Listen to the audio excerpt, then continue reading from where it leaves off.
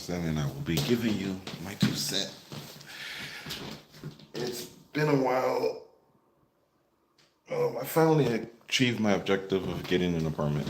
I don't know how much people actually watch my videos or actually follow the content. But basically, I started my 2 cent in my late 20s, early 30s, and it was meant to be this exploration of intellect, like just this deep dive into science, philosophy, the nature of reality. I really wanted it to be a high level conversation about intellectual discussions. But unfortunately, the internet devolved into what we have today. So I've been trying to continuously rebrand and continuously keep up with the algorithm while dealing with the adversities of life. And one of the core principles of my 2 cent was, when I was conceptualizing it, was addressing the issue of racism. But the more I started to engage in social media, the more I realized that everybody already knows what racism is, and like it's not like it's a big deal or anyone's surprised or shocked. There's no conspiracy theory, nothing. People just kind of like accept its existence. So I continued to try to rebrand, and life continued to just be difficult for an African American that isn't drinking, smoking weed, breaking laws, going out of his way to be a dysfunctional member of society. And so I continued to rebrand, and I realized that therein lies the true core conflict of the world. It's this underlying idea that people can't be good, people can't do the right thing. The capacity for the human condition to actually function as a reasonable, decent, normal person is not possible. No one believes in it for some reason. Like, and I already know why. I get that the average person is themselves. Like I always say or have said recently, is everyone has been accused accused of something they haven't done and been punished for it, and everyone has done something that they didn't get caught for and got away with it. So in that extreme in life, it's easy for people to just act like they don't know or believe or understand the reality of just being a decent, honest, kind-hearted human being. It's easy to pretend like it doesn't exist so that you can justify taking advantage of somebody else or hurting someone else or going out of your way to ruin and destroy someone else's world and someone else's life in the process, which is what I've been enduring. But no matter what someone else does to you, you're always the problem. You're always the issue. It's always your fault. It's always something that you should have did different, or you should have known better, or I don't understand why you put yourself in that situation. There's always this blame game that exists throughout all of society, across all continents. And I blame Europeans. I blame racism and I blame classism. I blame the state of modern society on Western philosophy, which is the reason why I wanted to go into science and philosophy.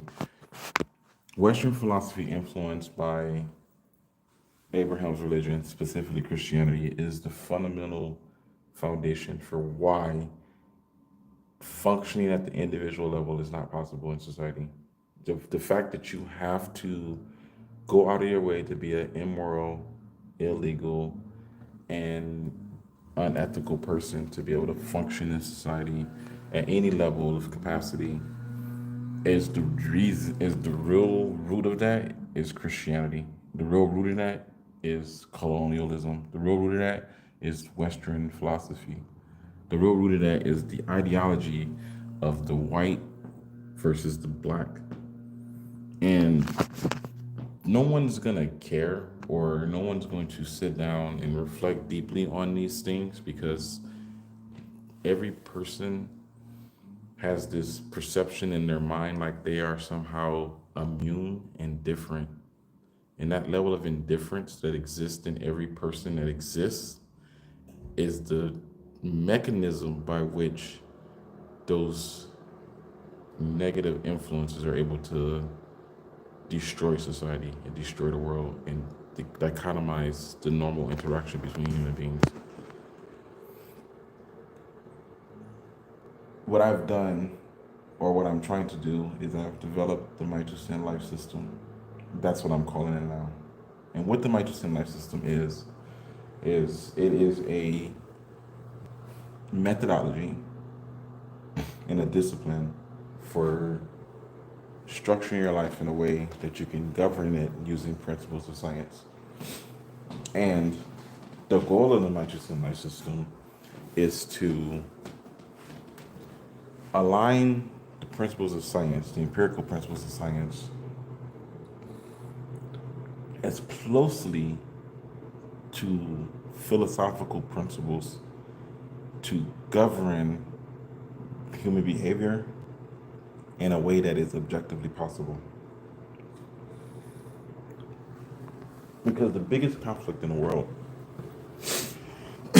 is that we want to make our subjective worlds objective, and it just doesn't work. Everybody really believes that one day there'll be Elon Musk, and it's not even possible for every last person on this planet to be a billionaire, right? It's not realistically possible. It's not something that can actually happen on any level.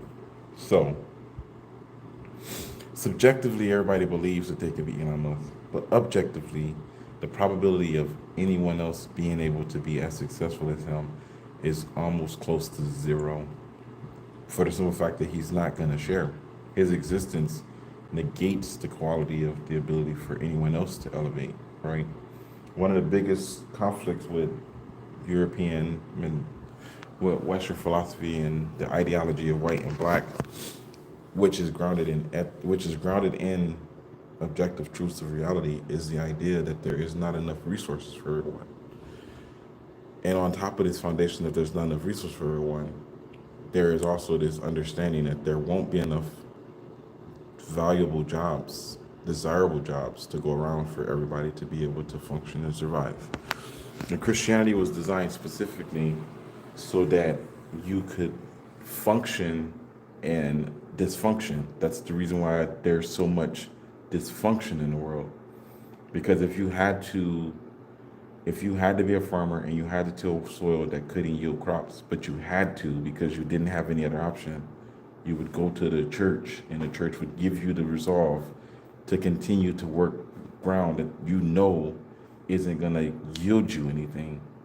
And you would pray to all your gods and hope that things would change because you didn't have the science to understand the necessities of what is required based on biochemistry and chemistry and climate and weather to be able to make food grow out of the ground. You would just pray and hope that your prayers would reach the gods and that things will line up the way that you needed them to. And so that's the way we did it for a long time. And it was understood that a certain number of people can only produce a certain number of crops, and a certain number of crops can only be yielded for a certain amount of time across a certain time of the year. And based on those numbers and those figures, there was a very clear limit to how many people could actually live and exist on the planet.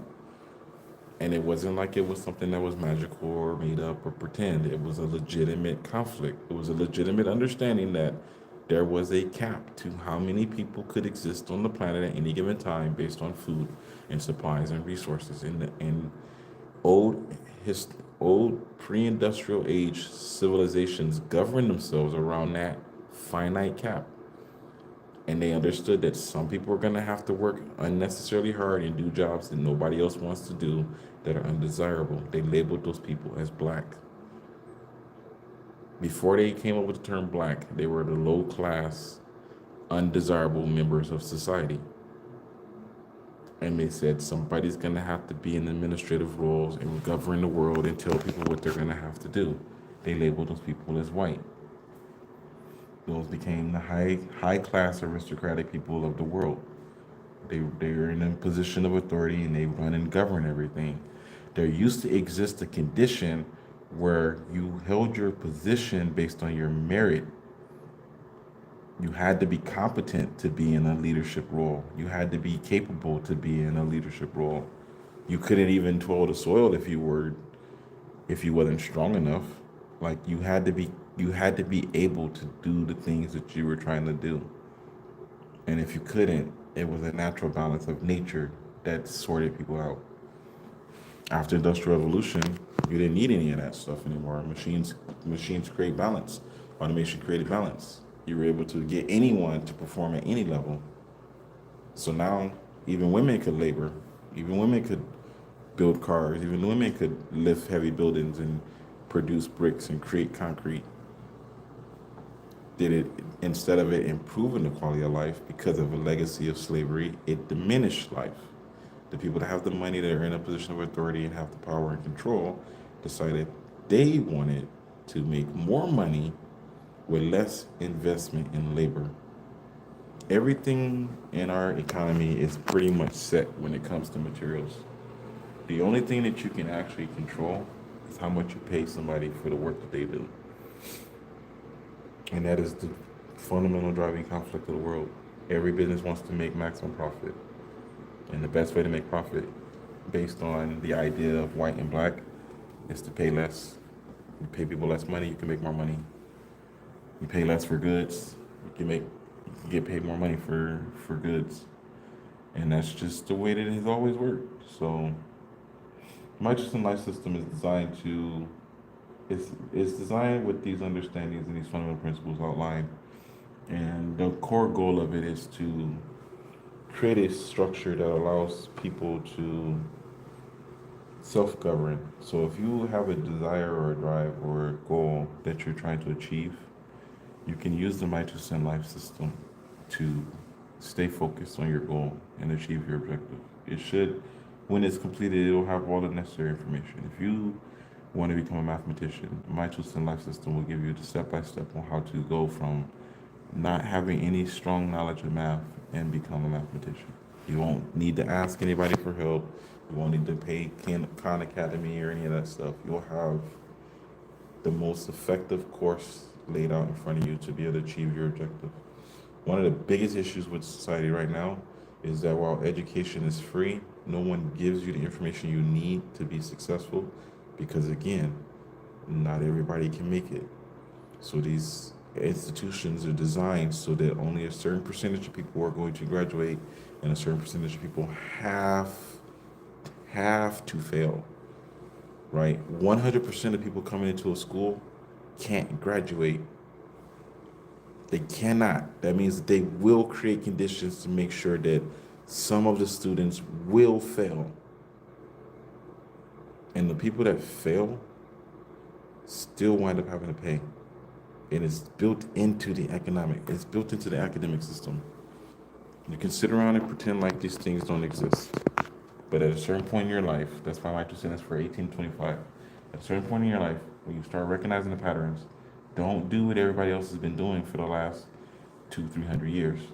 Recognize the patterns, teach your children to be different so that we don't have to keep doing the same stupid shit over and over again. We have brains, whether it was given to us by God or not, so that we don't have to keep doing dumb shit. There is absolutely no reason why we have to create rules, laws, and regulations that make our lives harder than they need to be. And I'm perfectly okay with being the only person on the planet that has enough common sense to understand that. If you want to tell me that I'm mentally ill, then you need to give me a check and stop expecting me to be a functional human being. It is not fair for you to tell me that I cannot function in society and then expect me to be functional in society. That is not fair. I am either an able-bodied, capable person or I am not. And if I am not, society has a responsibility and an obligation to anybody that is handicapped and crippled to be compensated for their disabilities because they cannot serve the common good of the commonwealth. I mean, we're not a commonwealth, but it flows well. If you can't contribute to society, you still have the right to as good of a life as you can have. So disabled people have a right to be compensated for their actual disabilities. Because in that is the driving force for why every able-bodied person should be allowed to function and serve the common good of the entire community. Like I said, if I'm the only person that is intelligent enough to understand that, then that's fine. But that is moving forward. That is the goal of this channel. So, like I said, it's not for children. It's not about getting on here, having sirens going off, having bells and whistles and flashing lights and screaming and yelling and having all these clickbait titles and telling you things that you want to hear the way you want to hear them so that you can have your brain fire all these dopamine and adrenaline and all this, all these other neurological compounds for the sake of having them like fire. The brain's reward system is what helps you survive and thrive in the world. And social media just wants to just take advantage of it and just make more money so they can tell you that there's not any money. There's no money in the world. The economy is collapsing, but they can manage to provide ad revenues to social media content creators. You have to really think about what is being said and really figure out who you are and where you want to be in life and actualize, not whine and complain, but actually actualize. As always, my name is Paul Emerson, and I've given you my 2 cents.